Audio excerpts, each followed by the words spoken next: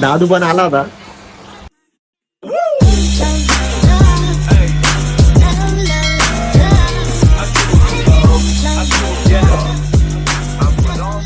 तर हे गायच माहित नाही आवाज येतो. आज आपण अचानक बाहेर मध्ये नाशिकला निघालो होतो.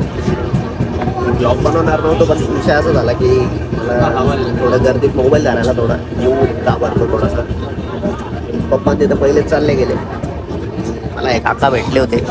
या काकांनीच सांगितलं मला की ही गाडी नाशिकला जाते. मी बसणार नव्हतो या गाडीत, पण डायरेक्ट आलो डायरेक्ट बसून गेलो. माझा जीव घाबरत होता. म्हणजे काका बोलले मला की गाडीचा विषय असा असा आहे आणि विषय असा की माझा मोबाईलचा बी नेट संपला आहे, विषय होऊन गेला होता आणि मला गाडीचं ते लाईव्ह लोकेशन पण दिसत नव्हतं. ट्रिप पुढे कंटिन्यू होईल, बघत राहा पुढे ब्लॉग. नाशिकला चाललो म्हणजे नाशिकला तर सगळं आपलं कांदा मिरचा सगळं तिकडंच आहे. असा विषय आहे. भेटूया पुढे, कंटिन्यू होईल ट्रिप.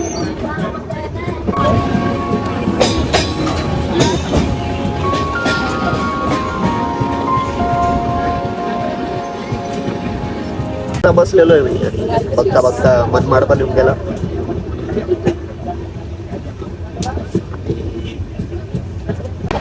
मित्रांनो पुन्हा दादाचा फोन आला होता मला. पुन्हा आता बोलला की घरी बसून मी काय करशील म्हणे, येऊन जाय. आपण लगेच निघाल आणि आता पोहोचण्यात येईल. आम्हाला दाखवतो तुम्हाला.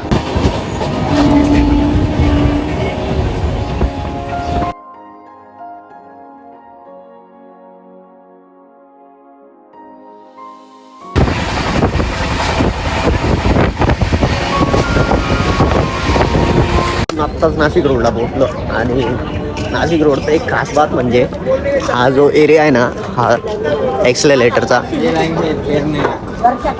याच साईडनं जास्त गर्दी राहते आणि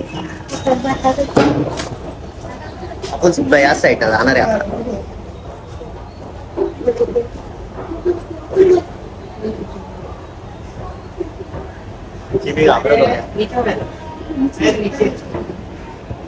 तो दादाचा फोन आला होता आपल्याला. दादा बोलला की डायरेक्ट त्र्यंबकला आहे. पप्पा ते आता त्र्यंबकला गेले आणि मग मी बोललो दादाला, म्हटलं येण्या जाण्यात टाईम वेस्ट होऊन जाईल, म्हटलं मी जातो घरी, मी आराम करतो थोडासा.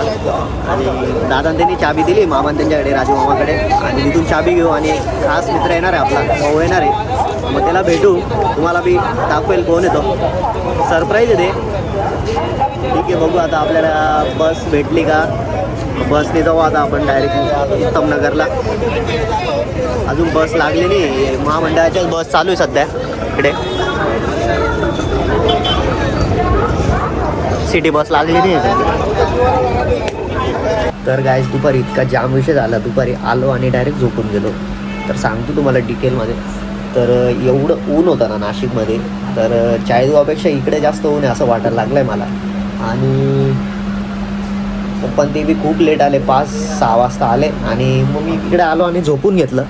याच रूममध्ये झोपलो होतो आणि आल्या पहिले दादाला भेटलो, भाऊला. दादा ते इकडे बसलेले होते.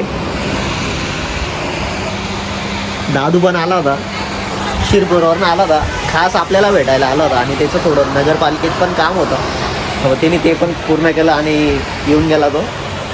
जेवण खावण केलं आणि आता बसलो आम्ही इकडे हवा खात बसलो होतो मस्त. मित्रांनो ब्लॉग बघत राहा, सबस्क्राईब करा, लाईक करा आणि शेअर पण करा. भेटूया पुढच्या ब्लॉगमध्ये. बाय. मोठं करा.